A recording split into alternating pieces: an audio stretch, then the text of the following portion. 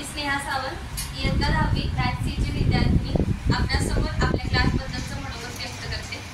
यशस्वी class म्हणजे नक्की काय? तर नावातच आहे की या क्लासमध्ये ह्या तर यशाची हमी आहे। जो नापास होणार असेल तो पास होईल, जो 60च्या पुढे असेल तो 80च्या पुढे जाईल आणि जो 90च्या पुढे असेल तो 100% आउट ऑफ मिळवेल।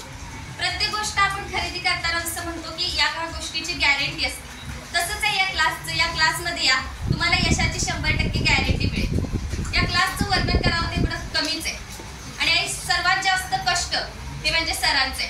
आपल्या आई वडिलांच्या कष्टाची जाणीव असू दे किंवा आपल्या रिझल्टची काळजी असू दे, ही सरांना सर्वात जास्त असते।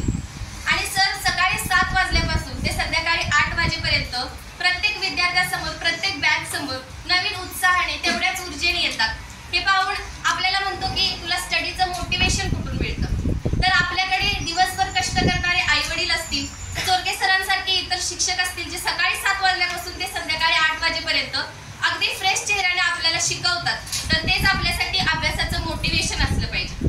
सरांचा मॅथ्स डे असू दे, फॉर्म्युला बुक असू दे, प्रॅक्टिस पेपर असू दे, प्रत्येक अशा ऍक्टिव्हिटीज आहेत ज्यातून विद्यार्थ्यांना जास्तीत जास्त मार्क मिळवायला मदत होते। प्रत्येक टॉपिक शिकवून झाल्यावर सर 20 मार्काची टेस्ट ठेवतात आणि प्रत्येक टॉपिकच्या सुरुवातीला म्हणतात हा बघा सगळ्यात सोपा टॉपिक, पण ते थोड्या दिवसांनी कळतं की अरे हा तर टॉपिक अवघड आहे, पण शिकवताना सर म्हणतात की हा सोपा टॉपिक आहे, तेव्हाच आपल्याला गॅरंटी असते की ह्याचा कुठलाही प्रश्न येऊ दे मी अगदी बरोबरच सोडवणार।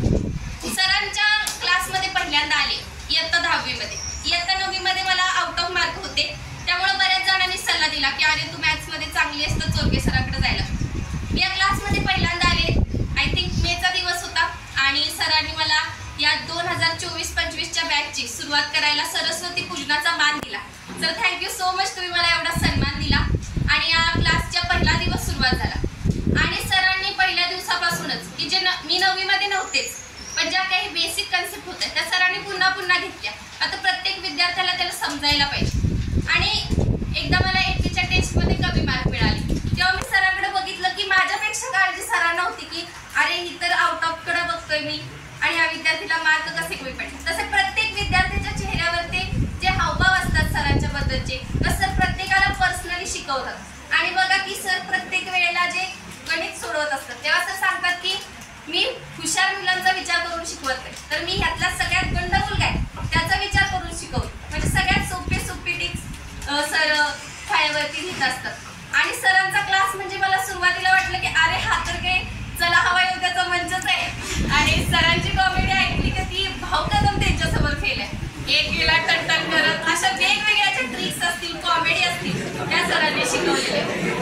आपण जेव्हा शाळेत असतो तेव्हा आपल्याला वाटतं की आता बघा त्या भोलानाथचं गाणंच बघा, उद्या आहे गणिताचा पेपर, पोटात माझ्या कळ येऊन दुखेल गाडीवर।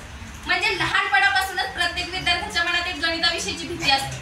काही जण गणिताच्या पेपरला शाळेत येताना रडतात, अजून पण रडतात हो, पण चोरके सरांच्या क्लासला आहे ना गणिताची तर भीतीच वाटणार नाही। आणि सरांची शिस्त म्हणजे काही बोलायचा प्रश्नच येत नाही। सरांनी प्रत्येक विद्यार्थ्याला आपल्या आई वडिलांच्या कष्टाची जाणीव करून दिली, प्रत्येक विद्यार्थ्याने पर्सनली लक्ष दिलं। आपण आपल्या शिक्षकांना कधीच विसरता कामा नये। आता बघा ट्रेन मध्ये पुष्पा मूवी चालला, त्याच्यातला अल्लू अर्जुन तर सगळ्यांना माहितच असेल, माहित आहे ना साऊथचा। तर अल्लू अर्जुन कडून आमचे विद्यार्थी काय शिकतात बरं? झुकेगा नहीं साला। पण ते शिकायचं नाही, अल्लू अर्जुनचे शिक्षक त्याला भेटायला जातात आणि त्याला अल्लू अर्जुनला पत्ता मिळतो आणि अल्लू अर्जुन त्याच्याकडे जातो शिक्षकांना आणि त्याच्या पाया पडतो, तर तो पाहतो की त्याच्या शिक्षकांच्या पायातली चप्पल ही फाटलेली आहे। अल्लू अर्जुनला आपल्या शिक्षकांच्या कष्टांची जाणीव होते आणि तो त्याच्या हातातलं घड्याळ देतो आणि त्याच्या शिक्षकांना सांगतो की सर तुम्हाला अगदी कुठलाही आर्थिक परिस्थिती तुमच्यावर कठीण आली तर तुम्ही हे घड्याळ विका। जेव्हा ते गुरुजी घड्याळ विकण्यासाठी जातात तेव्हा ते घड्याळ असतं 1.5 कोटीचं।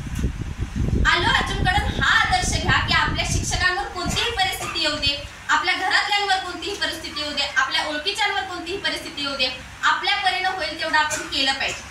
आणि सरांचं व्यक्तिमत्व म्हणजे मॅथ्स म्हणतो ना आपण, अगणित व्यक्तिमत्व म्हणजे चोरके सर। मॅथ्स म्हणजे मॅथ्सचे तसे 2 फुल फॉर्म बरं का। हिंदी मधला सांगते, मॅथ्स म्हणजे मेरी आत्मा तुम्हें हमेशा सताएगी म्हणजे मॅथ्स। आणि इंग्लिश मधला सांगते, mental attack to handsome student म्हणजे मॅथ्स आहे। आता हे मेंटल अटॅक असू दे किंवा आत्मा असू दे, सरांच्या क्लासमध्ये आलं ना की आपल्याला कोण सतावणार नाही।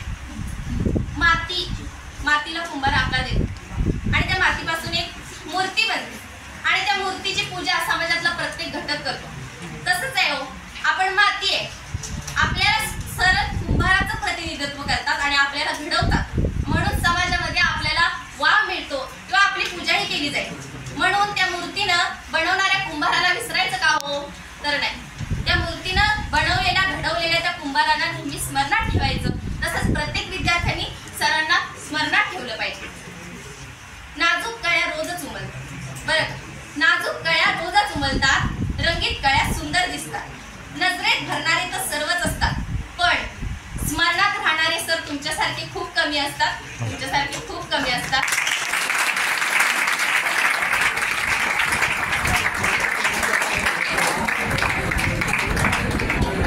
Thank you very much.